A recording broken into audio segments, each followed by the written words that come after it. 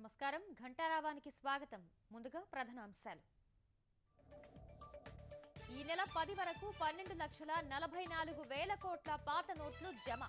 ఉన్నవాటిని దాచుకోకుండా వినియోగంలోకి తీసుకురావాలన్న RBI. నోట్ల రద్దు ఇబ్బందులు తాత్కాలికమే.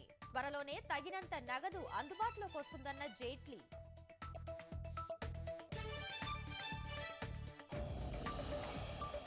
ఒకరు ఒక్క చోటే పోటీ. చట్టంలో సంబంధిత మార్పులు చేయాలని కేంద్రానికి ఈసీ వినతి.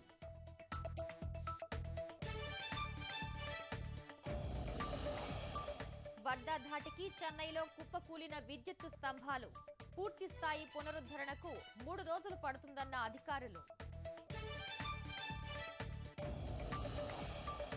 లాభాల బాట పట్టిన స్టాక్ మార్కెట్లో సెన్సెక్స్ 183 పాయింట్లు వృద్ధి.